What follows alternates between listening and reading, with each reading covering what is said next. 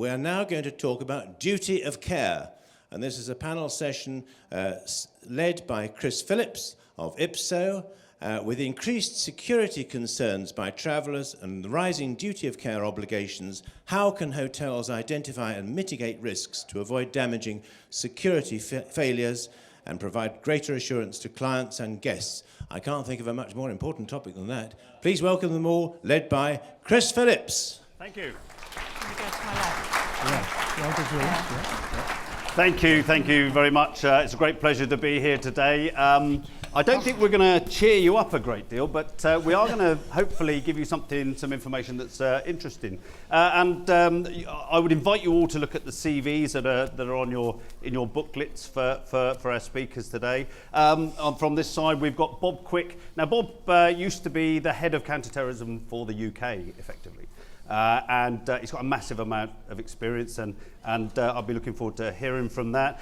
We've got Sandy Mooring from the travel management world, and I won't go into depth because it is in your pamphlets. And then we're also lucky enough to have Chetan Banot from the Mandeville Hotel, general manager, and I think for a number of hotels, is that right? Lovely, thank you. So without further ado, we're going to move forward, and I'm going to start the presentation really with to talk to you about security and whether we think security is actually sufficient in the hotels that we've got at the moment and the issues that we face as a country. And I'd start off with a simple question to you, actually. Can I have a hands up in the room who actually thinks that there's likely to be a terrorist attack in the UK or across Europe or across the world over the next 12 months? That's pretty much 100%, I would say. What about organised crime? How many of you believe that organised crime and the hotel industry is actually, it's a bit of a problem for you guys? Organised crime? And I'm sure probably in this room you'll all be able to give us loads and loads of examples of where you've been confronted by organised crime. And yes, you're right, and I'll tell you some of the issues that we have to face around this. How many of you actually have a duty of care for your staff? Whether it's yourself or whether it's your people or whether it's your customers, how many of you actually hold a duty of care for your people? Yeah, pretty much everyone in the room again, absolutely. Well, let me ask you a simple question. What have you actually done to keep them safe? What have you actually personally done to make sure that they are safe in their working environment, in their travel environment, how they go to certain places in the world, how they get there, and what they do when they get to those hotels or otherwise? How many of you actually done that? And I'd ask you the second question. If something went wrong, if something went badly wrong, and you've all admitted to me today that you think there may be a terrorist problem in the world, how many of you actually could stand up to scrutiny to say, yep, I've done everything in my power to keep people safe? Because unfortunately that is the situation that we're in the world. Terrorism is an issue. I'll go through some of the incidents and some of the issues that we've got very quickly. But I think where the gap is actually is people understanding what they should be doing to protect themselves and their staff. So with terrorism and organised crime, there is no part of our society that is not now tainted really by organised criminals. Organised criminals across the world are literally bigger than many corporations, and they are impacting the hotel industry in one form or another. Whether it's drugs being held and moved through hotels, whether it's people trafficking, whether it's even kidnapped for ransom. You wouldn't believe that there are 300 plus UK citizens every year taken kidnapped for ransom. 300 to 400 actually, people from the UK taken kidnapped. Terrorism is a pervasive problem. It's not going to go away. 15 years ago, I was stood on a stage talking about how terrorism would be with us for a generation. 15 years later, the problem is actually bigger than ever. It's not going to go away. And it does impact the hotel industry tremendously. And when we take it away from just the issue of terrorism, we have crime. And whether it's insider attacks, and I heard this morning an interesting conversation and talk about the insider problem, people working within your organisation and you give them the keys and they can do all sorts of damage to your business. But terrorism, whether it's terrorists working for a company, for a hotel and attacking them, or whether it's actually customers and other people, this is a big issue. Crime in room. If you look on the internet, you'll see tons and tons of videos of hotel safes that are completely insecure. Crime in communal areas. It's an interesting fact that this very hotel suffered a shooting a few years ago now, actually an assassination. This very hotel was the scene of that assassination. It is a problem throughout the world in the hotel industry. Fraud. You'll all know about fraud, surely. Sexual offences. Huge numbers of sexual offences committed in hotel rooms and in hotels across the world. Many of them underreported, many of them not reported at all. Cyber, kidnap for ransom, as I mentioned, and crisis response, being able to deal with these incidents is all very, very important. And one of the issues I think we have with the hotel industry, I would suggest, is the desire for good service. Most hotels base their business on having a great service. And of course, what we do know is not all hotels are actually the same. Sometimes hotels that have suffered crime have good security, whereas other hotels seem to just brush it off to one side. There are many ways which security, safety, and service come together, and we'll discuss that in a few seconds. And does this all matter? Does security in hotels actually matter? Well, yes, it really, really does. And it's going to matter more and more over the coming years. In fact, there's a set of surveys for you, some from people who are traveling to hotels on holiday, others who are doing business trips, others are managers. I did a presentation just a couple of days ago with a group of people who are responsible for literally millions of hotel room bookings a year, and they're all much more concerned about security and the security of their people, their duty of care that they have. And what we found, going around the systems, if you like, and speaking to those people, is most of the procurement of hotel rooms is done on a tick box basis. And it's done by the hotel themselves. Someone will contact them and say, we want to book a hotel room, do you have good security? They say, yes, we do, and it's all accepted, and thank you very much. Well, that's just not going to be acceptable in the future. So just a few more questions for you, really. And these are not questions I want you to answer, but just to think amongst yourselves. How actually, for your premises, how good actually is your security? Is having a secure hotel actually important to you? Do you think it's actually value for money by having a secure hotel? And how do you actually know whether your security in your hotel works? Have you ever tested it? Because if you own a hotel, run a hotel, you'll know that incidents happen and you will get tested otherwise. And can I have one hands up here? Any of you not, should we do it? How many of you are aware of ISO 31030 that's coming out next year? Hands up if you're aware of it. Good, well, if nothing else today, you'll get to understand that a little bit better. So without further ado, I'm going to ask some questions of the panel and see if we can get some information out. And this one really is aimed at Chetan and Sandy. So really, are corporates and hotels actually on the same page with this? Are they actually sort of got the same ideas around security in their hotel rooms? Chetan. There has been a lot of research conducted, and the results are unequivocal that security is becoming more and more of a concern for the guests, and we have a duty of care. So whenever the guests walk in, they expect that there will be secure environment. The idea of them coming to hotels is where they can come and relax and enjoy and not worry about security. So I think it's time that we have to take it very, very seriously. Do you think the people actually take security for granted, that they come to your hotel and they just expect security to be in place? Yes, definitely. As I said, in the research which was conducted, the top point which was mentioned by the guests, which concerns them the most and which is a big decision maker for them, is security. If they have a choice between a hotel which they feel much more secure in they would always choose that hotel over the other. So, for us as well, it is our responsibility that all the guests who walk in should be well looked after, and they should feel secure.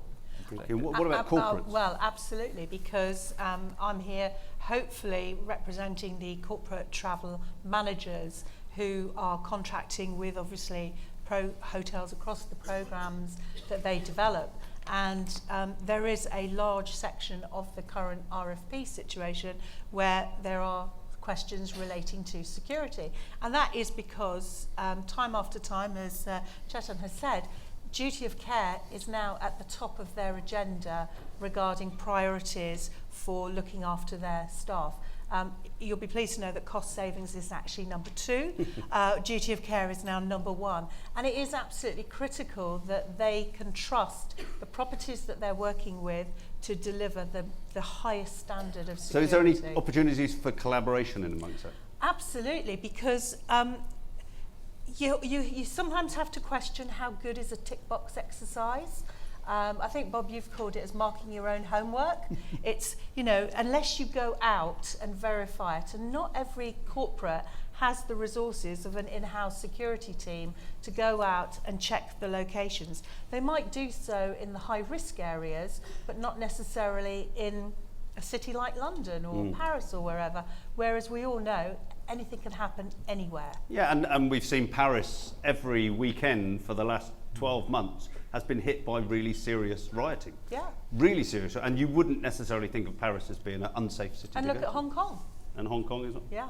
So Bob, whenever you mention security, I think everyone just looks at pound signs and dollar signs.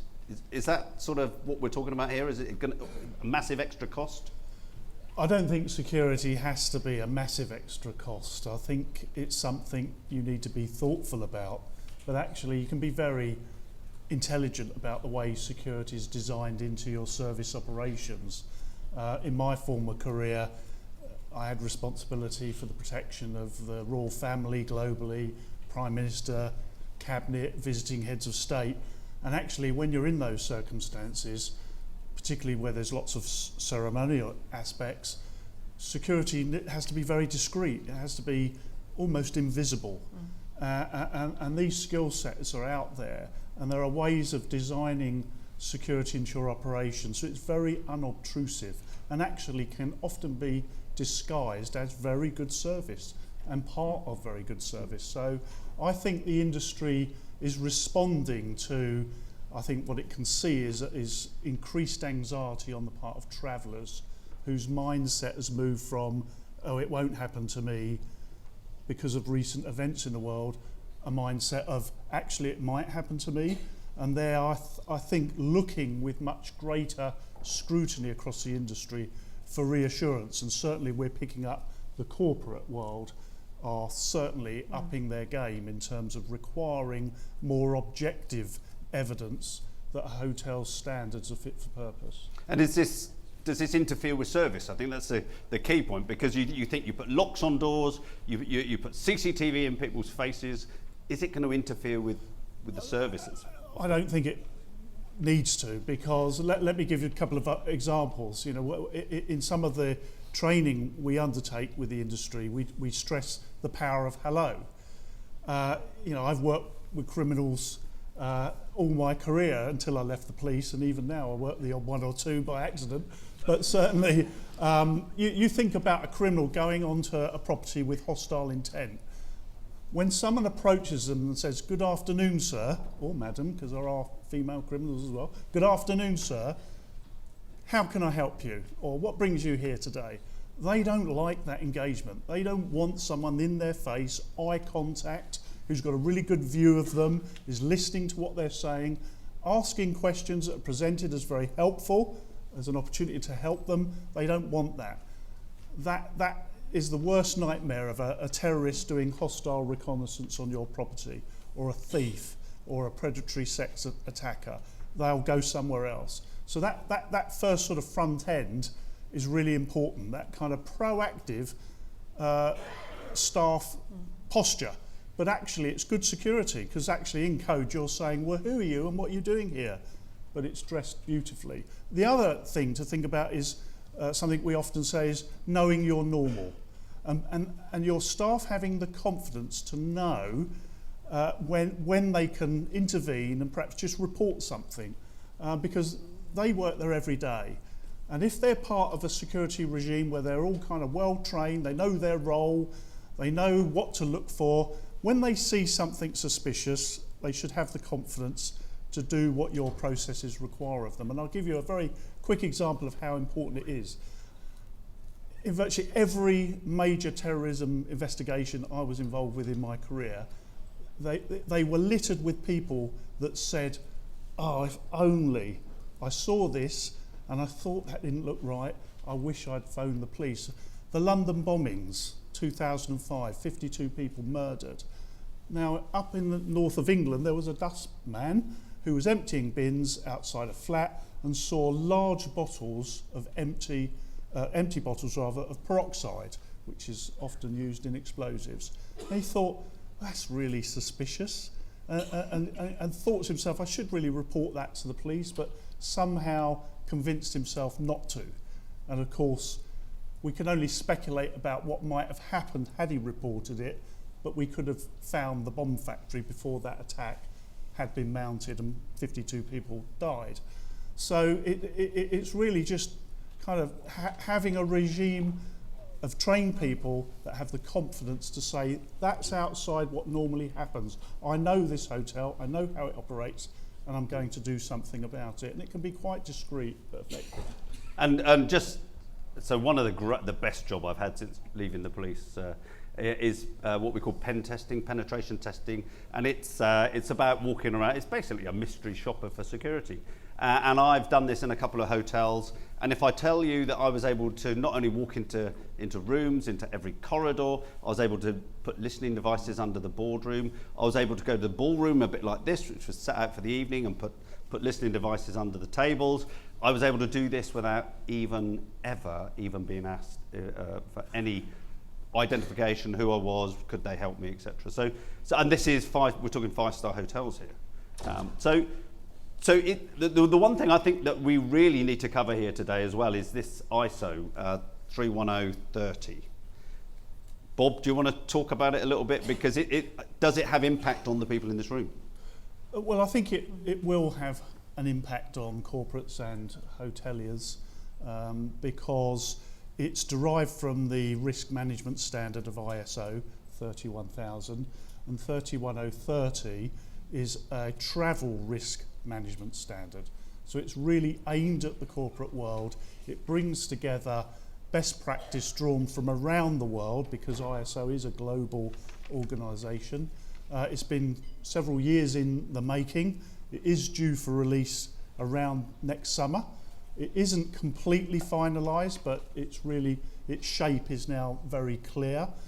And in its current draft, it will introduce a requirement on corporate travel managers, for example, to seek greater independence in the validation and assurance about hotel security standards, rather than simply taking the hotel's word for it. I think, Sandy, you said earlier this phrase about marking your own homework.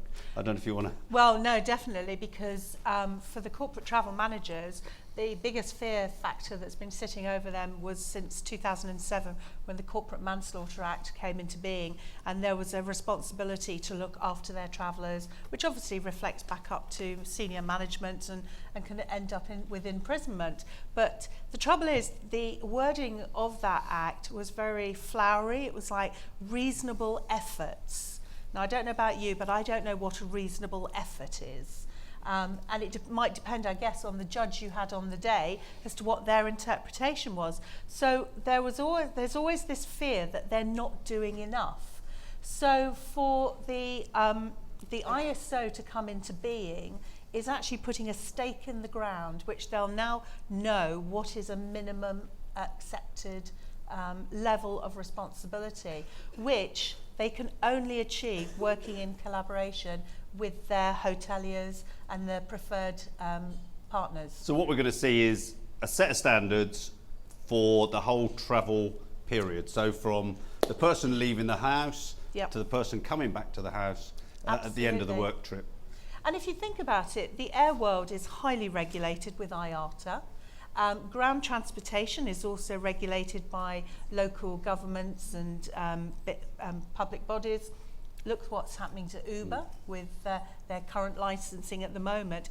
But there isn't actually anything in the hotel world. And I think we discussed earlier on when we were preparing, you know, there is regulation for food, hygiene, fire. Independent regulation. So you've got an Absolutely. independent person come into the hotel and saying, I'll check your food's safe. Yes. I'll check your fire alarms are working. Yes. But nothing around security. No. And what about the brand issue, Bob? Is there an issue with brands? Well, I think the structure of the industry is complex. Throughout my career, I had a lot to do with hotel-related crime. Certainly, in the last few years, I've looked much more carefully at that issue, and I think the structure of the industry does present all sorts of challenges in security terms. So you may see a brand name on a hotel, but the ability of that brand to drive their own requirements and security policies into the operation can be very limited, and they may often be very reliant on the hotel owner and whether they are prepared to perhaps invest a little bit in security, to adopt their policies and procedures, to train their staff. And I think one of the challenges is when you're a traveller, you just don't know. You just don't know whether that particular hotel has got the leadership and had the ability to implement credible security policies and procedures that are commensurate to the threats that that particular establishment has to deal with. Would you say that people book a hotel because it's got the Marriott, the Hilton brand, and think that it's going to have a certain level or security piece in place? Would that be fair? I think it would be fair to say yes, they do, and they're trusting that it will be equal across all properties But we don't think it is. I until think proven. we've experienced that there's a very mixed picture out there, and that's not to say that there aren't fantastic leaders in the industry, general managers that absolutely do a fantastic job, but there's no kind of universal way of driving or deriving confidence that that's been done. I think one of the examples that I've come across actually is, I mean, just imagine the worst thing that could possibly happen to you. You get dragged around the throat in a hotel corridor and dragged into a room, and then all sorts of horrible things happen. You would imagine, wouldn't you, that someone might have been looking at CCTV cameras or viewing that and looking at what's happening and react to that. That's what you would expect, I would think. Certainly that's what I would have expected until I looked at the quality of the CCTV cameras in many of these hotels. But not only the quality of but no one's actually looking at them anyway.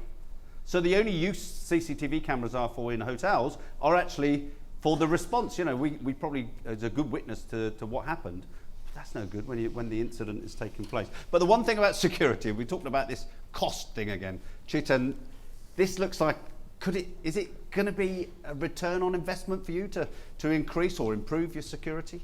Definitely, because as I mentioned before, if people have a choice to go to a hotel which has better security than the other, and it's one of the factors which drive their decision. So what about the independent verification of the quality of your security? Is that something that you think is a good idea, or? You know, I mean, it's obviously going to come with an extra cost somewhere along the line. I think it is very important because, as you gave the example of food hygiene and fire inspection,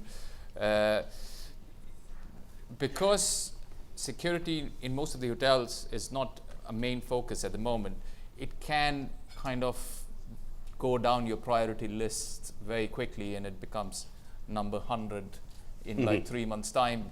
That's what happened with fire security as well. Fire inspections, you know that it's going to happen every year. That is why you always stay on top of it. Similarly for security, if you have an outside company coming in, outside organization assessing you, and they're experts, they will tell you things which you wouldn't know. So it is extremely important that we have somebody independent coming into the hotels and assessing your security. So from this, what are the obligations on hotels, Bob, in terms of security for this? Well, there are legal obligations, of course, and there are moral obligations, but I think there are commercial obligations. I think the travelling public and corporate travellers have changed their attitude. I think the research that I've seen drawn from around the world underlines that emphatically. I think the industry has got to respond to that more assertively, and I think there are pockets of that going on. But it's really about how do we mainstream that, because corporates are going to soon be under an obligation to comply with ISO 31030. If they don't comply with it and things go wrong, then the first question is going to be, well, why did you choose not to adopt the practice of 31030 and the best practice guidance that provides? So I think the temperature is rising a bit. But I don't think it's something to be alarmed about, because I actually think the type of security we're talking about is quite light touch, it is unobtrusive, and it just needs a bit of thought and a bit of planning and good leadership locally to implement and manage it and maintain it. Thanks, Bob. We've got time for one or two questions. If anyone wants to throw one in. We've got one at the front here. If we get the microphone, sorry, they're on their way. Oh, here we go. There you are. Thank you. 2 points to make. Firstly, I'm a great believer that communications between hotels, if something has happened in a hotel, is to let all your colleagues know if you're part of an association. That's the first point, if you'd like to elaborate on that. And the other one is, in terms of return on investment, from my own experience when talking to our insurance brokers, if you actually advise them, it's the same with fire regulations, training for fire regulations. Similarly with security, then your premiums can be, an advantage if you've got good security. It's the silver bullet, isn't it? If you can get the reduction in your insurance because of that. What about? Yeah. Well, actually, if I could just add on to that, say that was something we've been looking into for the corporate travel managers, saying, what about the benefit to the insurances for corporate travellers? And the insurance companies have responded positively as well, because you're seen as taking good steps towards mitigating risk. Time for one more question. Anywhere?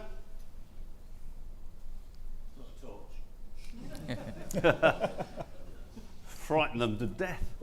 I think the key point here is that there is going to be more regulation coming in. ISO is not actually a legislation.